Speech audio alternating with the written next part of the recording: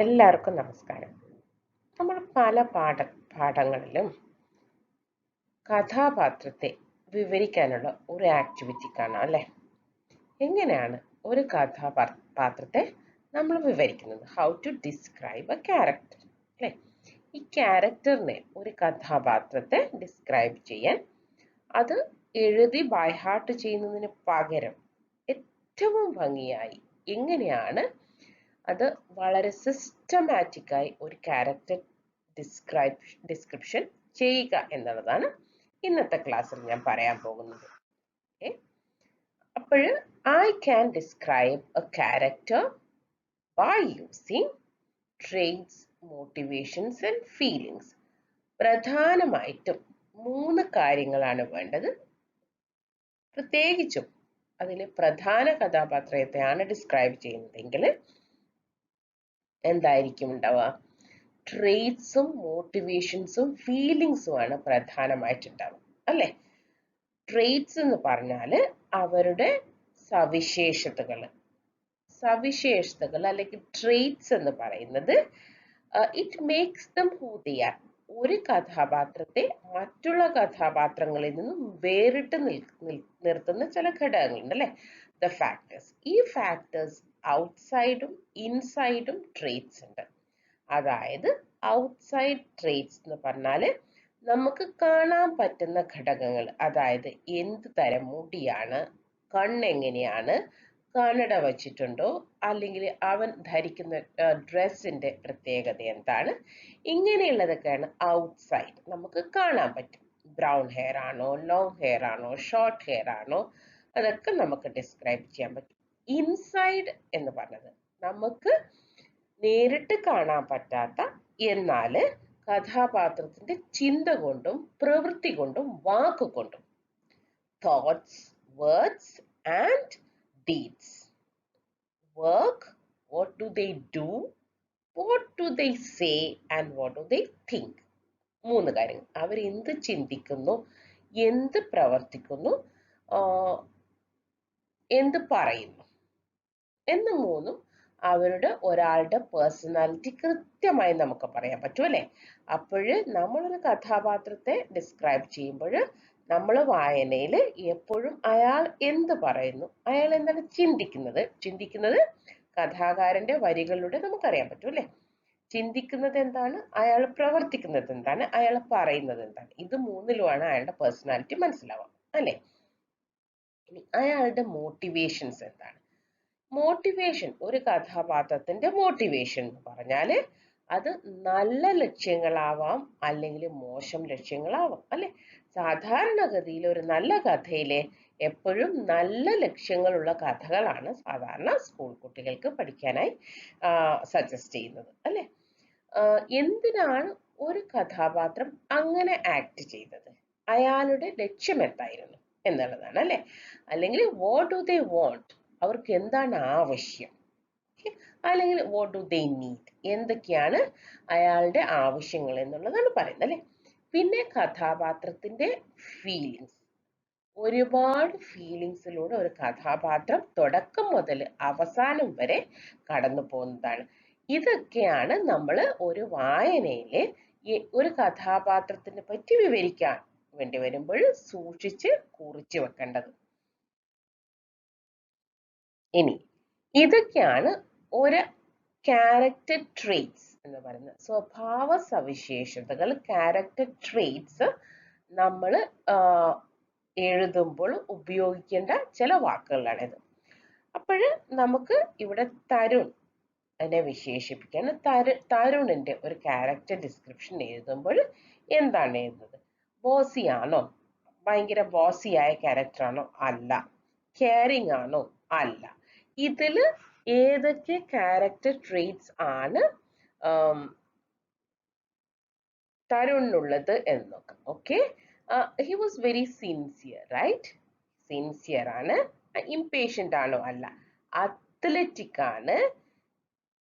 ശുഭപ്രതീക്ഷയുണ്ട്, optimistic ആണ്. അവൻ creative ആണോ? അല്ല. അവൻ ക്രിയേറ്റീവ് ആയിരുന്നില്ല എന്നതിന്റെ എവിഡൻസ് ടെക്സ്റ്റ് ബുക്കിലെ തെളിവുകൾ. ഓക്കെ, അവൻ ഹാഷ് റൂഡ് ആണോ, ഹംബിൾ ആണോ? അതെ. ഓക്കെ. റെസ്പോൺസിബിലിറ്റി, ഉത്തരവാദിത്വ ബോധമുണ്ടോ? ഉണ്ട്. ഓക്കെ. He was patient. അതെ, നല്ല ക്ഷമയുണ്ടായിരുന്നു. ഓക്കെ. അതേ സമയത്ത് എന്തൂസിയാസ്റ്റിക്, നല്ല ഊർജ്ജസ്വലത ഉണ്ടായിരുന്നു അവന്റെ കാര്യത്തിൽ, അല്ലെ? എഫിഷ്യന്റ് ആയിരുന്നു. അതെ. ഓക്കെ. ലോൺലി ആയിരുന്നു. അതെ. ഓക്കെ. ഇത്രയൊക്കെ കാര്യങ്ങൾ. Great. He was motivated also, right? ഇത്രയും കാര്യങ്ങൾ. He was punctual, right? അവൻ വളരെ കൃത്യനിഷ്ഠയുള്ള ആളായിരുന്നു, അല്ലെ? അതെ. അതേസമയത്ത് അവൻ വളരെ ഡിസിപ്ലിൻഡും ആയിരുന്നു. അവന് ഒരു വർക്ക് ചെയ്യുന്നതിൽ അച്ചടക്ക ബോധം ഉണ്ടായിരുന്നു, അല്ലെ? അവൻ ഡിറ്റർമൈൻഡ് ആയിരുന്നു. അതെ. ഇപ്പൊ നോക്കൂ, എത്ര വേർഡ്സ് ആണ് അവനെ ഡിസ്ക്രൈബ് ചെയ്യാൻ കിട്ടിയിരിക്കുന്നത്. ഏതൊരു ക്യാരക്ടറിനെയും നിങ്ങൾക്ക് ഇതുപോലത്തെ വേർഡ്സ് വെച്ച് ഡിസ്ക്രൈബ് ചെയ്യാം. പഠിക്കുന്ന കുട്ടികൾ സാധാരണ ഇതിന്റെ ഒരു ലിസ്റ്റ്, എ മുതൽ സെഡ് വരെയുള്ള ഡിസ്ക്രൈബിംഗ് വേർഡ്സിന്റെ ഒരു ലിസ്റ്റ് എഴുതി ചുവരിൽ ഒട്ടിച്ചു വെച്ചാൽ നമുക്ക് എപ്പോഴും അത് റിവൈസ് ചെയ്യാനും അതിന്റെ അകത്ത് എ മുതൽ സെഡ് വരെ ആലോചിക്കുമ്പോൾ ഓക്കെ, ഈ കഥാപാത്രത്തിന് ഇത് പറ്റും എന്ന് ചിന്തിച്ച് അത് ആഡ് ചെയ്യാനും പറ്റുന്നതാണ്. ഇനി ഫീലിങ്സ് എന്തൊക്കെയാണ്? ഒരുപാട് ഫീലിങ്സ് ഉണ്ട്. ഇവിടെ കുറച്ച് ഫീലിങ്സ് ഞാൻ കൊടുത്തിട്ടുണ്ട്. ക്യൂരിയസ് ആണോ, ജിജ്ഞാസ, എക്സൈറ്റ്മെന്റ് ഉണ്ടോ, ദേഷ്യമുണ്ടോ? ഇവിടെ ചില സമയത്ത് ഫ്യൂരിയസ് ആയിരുന്നു, ചില സമയത്ത് തരുൺ എക്സൈറ്റഡ് ആയിരുന്നു, ചില സമയത്ത് ആംഗ്രി ആയിരുന്നു, ചില സമയത്ത് മോട്ടിവേറ്റഡ് ആയിരുന്നു, ചില സമയത്ത് ലോൺലിനെസ് ഫീൽ ചെയ്തു, ചില സമയത്ത് അവനെ ആരോ വേദനിപ്പിക്കുന്നതായി അവന് തോന്നുകയും ചെയ്തു, അല്ലെ? He was proud at the end. അഭിമാനമായിരുന്നു ഏറ്റവും അവസാനം. അവൻ നെർവസ് ആയിരുന്നു, പരിഭ്രമം ഉണ്ടായിരുന്നു, അല്ലെ? ഹാപ്പി ആയിരുന്നു, അല്ലെ? ചില സമയത്ത് ഒരുപാട് ഇത് ഫീലിങ്സ് എന്ന് പറയുന്നത് പല മൊമെന്റുകളിലാണ് ഉണ്ടാവുക, അല്ലെ? ഇനി ഇതാണ് what character traits and feelings he has. ഒരാളുടെ ക്യാരക്ടർ ട്രേറ്റ്സും ഫീലിങ്സും എന്താണ് എന്നുള്ളത് നമ്മൾ നോട്ട് ഡൗൺ ചെയ്തു വെച്ചു, അല്ലെ? What does your character look like on the outside? കഥാകാരൻ കഥാപാത്രത്തെ പറ്റി എന്തെങ്കിലും വിവരം തന്നിട്ടുണ്ടെങ്കിൽ അത് എഴുതാം. അവൻ എന്തെങ്കിലും പുതിയ പാഠങ്ങൾ ഈ കഥയിൽ നിന്നും അവൻ പഠിച്ചോ? കഥാപാത്രം പഠിച്ചോ? നമ്മൾ പഠിച്ചതല്ല, കഥാപാത്രം എന്തെങ്കിലും പുതിയ പാഠങ്ങൾ അവൻ പഠിച്ചോ? ഹാർഡ് വർക്ക് ചെയ്യണമെന്നോ, അല്ലെങ്കിൽ ഡോണ്ട് ഗിവ് അപ്പ് എന്നോ, ഒരുപാട് കാര്യങ്ങൾ തരുൺ പഠിച്ചിട്ടുണ്ട്, അല്ലേ? ഇനി ഓപ്പണിംഗ് സ്റ്റേറ്റ്മെന്റ് എങ്ങനെ എഴുതാം? ഫസ്റ്റ് ഓപ്പണിംഗ് സ്റ്റേറ്റ്മെന്റ് എഴുതുമ്പോൾ തരുൺ ഈസ് എന്ന് പറഞ്ഞിട്ട് എഴുതാം, അല്ലെ? ഇതിപ്പോ തരുൺ അല്ല, വേറൊരു കഥാപാത്രമാണെങ്കിൽ Tarun is a student, right? അതേ സമയത്ത് വേറെ ആരെങ്കിലും ആണെങ്കിൽ ഫോർ എക്സാമ്പിൾ അശോക് എന്നൊരു കഥാപാത്രത്തെ പറ്റി എഴുതുന്നത് അശോക് ഈസ് എ ഡോക്ടർ എന്ന് എഴുതാം, അല്ലെ? ഡോക്ടർ ആണെങ്കിൽ Ashok is A scientist. Basically ആ കുട്ടി അല്ലെങ്കിൽ ആ കഥാപാത്രം ആരായിട്ടാണ് അറിയപ്പെടുന്നത്? ഫസ്റ്റ് സ്റ്റേറ്റ്മെന്റ് ഈ ഒരു സിമ്പിൾ സെന്റൻസ് മാത്രമേ ഓപ്പണിംഗ് സ്റ്റേറ്റ്മെന്റ് വെക്കേണ്ട ആവശ്യമുള്ളൂ. അത് കഴിഞ്ഞിട്ട് അവൻ എവിടെയാണ്, where does he belong to? Okay, he lives or he lived എന്ന് എഴുതാം. അതിൽ പ്ലേസ് എഴുതാം. ഇവിടെ പ്ലേസ് ഒന്നും കൊടുത്തിട്ടില്ല. ഞാനൊരു സാമ്പിൾ കഥാപാത്രത്തിന്റെ കൂടെ he lived in A small village Orissa, ഇത്രയും കൊടുക്കാം. അത് സിമ്പിൾ ആയിട്ട് കൊടുക്കാം. ആ വില്ലേജിനെ പറ്റിയോ അവിടുത്തെ ആൾക്കാരെ പറ്റിയോ അതിന്റെ പരമായ പ്രത്യേകതകൾ പറ്റിയോ അവിടുത്തെ മനുഷ്യന്മാരെ കുറിച്ചോ എന്തെങ്കിലും കഥാകാരൻ പറഞ്ഞിട്ടുണ്ട്, ചെറിയ വാക്യങ്ങളിൽ അത് എഴുതുകയും ചെയ്യാം. മൂന്നാമത് അവന്റെ ഫാമിലിയെ കുറിച്ച് എഴുതാം. His parents.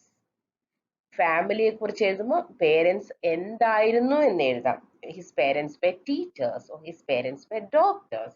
His father was a doctor and mother was a housewife. എന്തു എഴുതാം, അല്ലെ?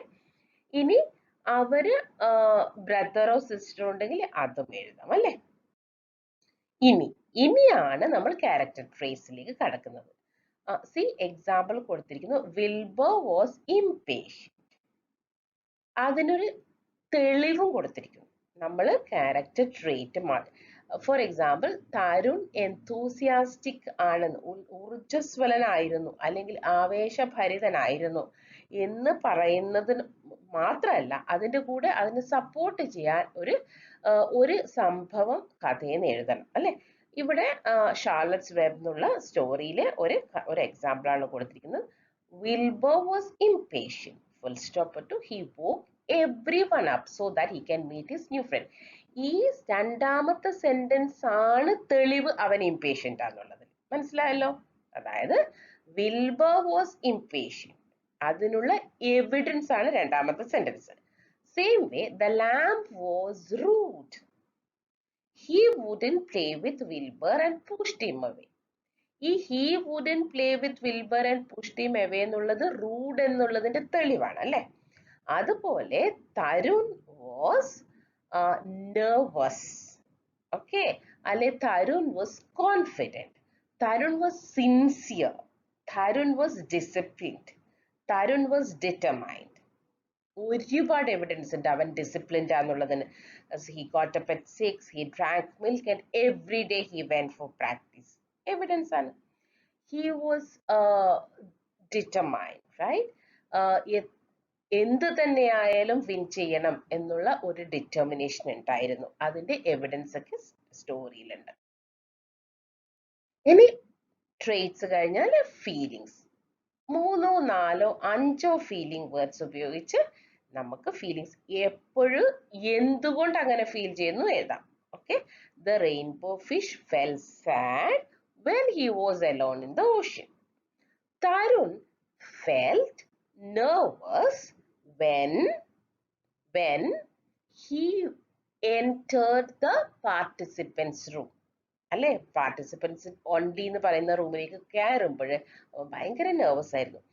he felt hopeful when he met Ram Narayan for the first time, right? Or he was surprised when he met Ram Narayan for the first time. Okay, he felt hopeful when he promised that he would train him, right? ഇനി ഒന്നുകൂടി ഞാൻ പറയാണ്, കഥാപാത്രത്തെ എന്ത് ചിന്തിക്കുന്നു, അയാളുടെ feelings, അയാളുടെ actions, ഇതൊക്കെ അയാളുടെ ആ ഒരു കഥാപാത്രത്തെ നമുക്കറിയുന്നതിന് ഏറ്റവും സഹായിക്കും അല്ലെ. ഇനി ഫൈനൽ ഒരു ഔട്ട്പുട്ട് സിമ്പിളായി യാതൊരു തരത്തിലുള്ള ബൈ ഹാർട്ടിങ്ങും കൂടാതെ മഗപ്പ് ചെയ്യാതെ എങ്ങനെയാണ് ഇത് എഴുതുക എന്നാണ് ഫൈനലി പറയാൻ പോകുന്നത്. ഇത് പഠിച്ചു കഴിഞ്ഞാൽ ഇനി അങ്ങോട്ടുള്ള ഏത് ലെസണിലും ഒരു ക്യാരക്ടർ ഡിസ്ക്രിപ്ഷൻ, ഒരു ക്യാരക്ടർ പ്രൊഫൈൽ ചെയ്യാൻ പറ്റുമ്പോൾ കോൺഫിഡൻ്റ് ആയി അത് ചെയ്യാൻ എല്ലാ കുട്ടികൾക്കും പറ്റണം. Tarun was A mediocre student എന്നെഴുതാം, അല്ലെങ്കിൽ തരുൺ വാസ് എ സ്റ്റുഡൻറ് എന്നെഴുതാം. His parents never appreciated him or never felt proud because he always fails in his examination. അല്ലെങ്കിൽ his brother was a very smart and intelligent student and he is studying in a reputed university. ഇനിയാണ് important, he എന്ന് പറഞ്ഞിട്ട് ട്രേറ്റോ 4, 5 trait with evidence എഴുതണം. For example, he was an ambitious boy എന്നിട്ട് അതിന്റെ ambitious എന്ന് പറഞ്ഞാൽ അറിയാം നിങ്ങൾക്ക് അല്ലെ, who has a very good ambition അല്ലെ, അഭിവാഞ്ച, ആഗ്രഹം അല്ലെങ്കിൽ ലക്ഷ്യബോധം എന്നൊക്കെ പറയും അല്ലെ. നാളെ ഇന്നതായി തീരണമെന്നുള്ള ambition. He was a very ambitious boy, right? And or you can write he was athletic, or you can write he was a good athlete. അങ്ങനെ എഴുതിയാലും മതി. He was a good athlete, and he was a great runner എഴുതാല്ലേ. എന്നിട്ട് അതിന്റെ 3 evidence എഴുതാം. He would run day and night, and if he was feeling lonely or depressed he would run, and if he is late for school he will run to school. ഈ 3 evidence എഴുതാം. അടുത്ത trait ഏതാ? he was disciplined, നല്ല അച്ചടക്കമുള്ള കുട്ടിയായിരുന്നു. he was a disciplined boy, or എന്തേതാ he was disciplined എന്ന് എഴുതിയാലും മതി. എന്നിട്ട് എന്ത് എഴുതാം? ഡിസിപ്ലിൻഡ് ആണ്, അച്ചടക്കം ഉണ്ടായിരുന്നു എന്നതിന്റെ എവിഡൻസ് ഒരുപാടുണ്ട് അല്ലേ. അത് എഴുതാം. അവൻ എത്ര മണിക്ക് എഴുന്നേക്കും? He got up at 6 every day. He would drink milk which was given by his mother, or just right, he would drink milk every day because he wants to have energy, right? പിന്നെ എന്ത് എഴുതാം? എല്ലാ ദിവസവും ഫീൽഡിൽ ചെന്ന് practice ചെയ്തിരുന്നു. സമ്മറിയിൽ കൊടുത്തിരിക്കുന്നുണ്ട് എന്തൊക്കെ evidence ആണ് അവൻ ഡിറ്റർമൈൻഡ് ആണെന്നുള്ളതിന്, ഡിസിപ്ലിൻഡ് ആണെന്നുള്ളതിന് എവിഡൻസ് അവിടെ കൊടുത്തിട്ടുണ്ട്. He would time himself for 1000 meter race, right? അതാണ് ഡിസിപ്ലിൻഡ് ആണെന്നുള്ളതിന്. And he reached on time on that day. അതും ഡിസിപ്ലിന്റെ ഭാഗമാണ് അല്ലെ. Race November 14, he reached the spot place on time. Okay, പിന്നെ എന്ത് എഴുതാം? ഡിസിപ്ലിൻ ഒന്ന് ആദ്യം he is a good athlete എന്ന് എഴുതാം. He was disciplined എന്ന് എഴുതാം. Determined, അവന്റെ ഡിറ്റർമിനേഷൻ ആണ്. He fell 3 times, still he got up and ran. He was determined and he was ambitious, right? എഴുതാം. അതുപോലെ 4 5 ക്യാരക്ടർ ട്രേറ്റ് എഴുതുമ്പോൾ സൂക്ഷിക്കണം. ആദ്യത്തെ ക്യാരക്ടർ ട്രേറ്റ് എഴുതിയ ശേഷം അതിന്റെ എവിഡൻസ് കൊടുക്കുക.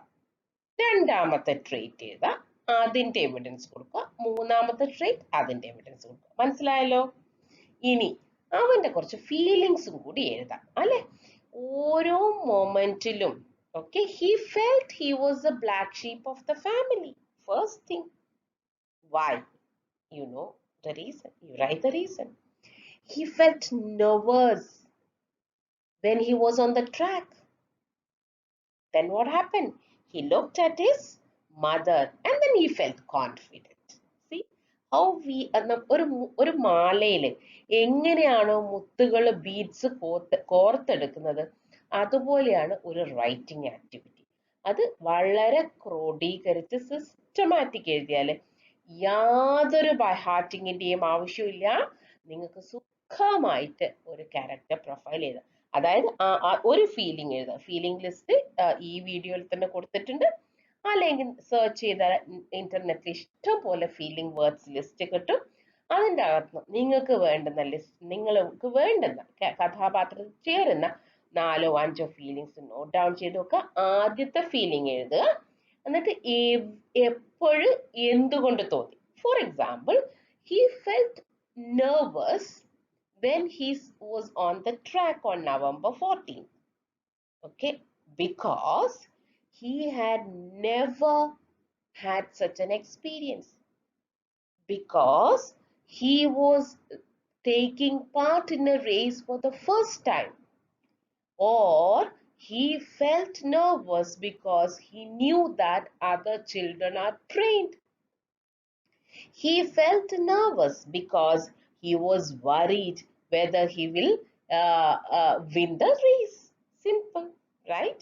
ഇങ്ങനെ ഒരു ഫീലിംഗ് എപ്പോഴും എന്തുകൊണ്ട് തോന്നി എഴുതുക.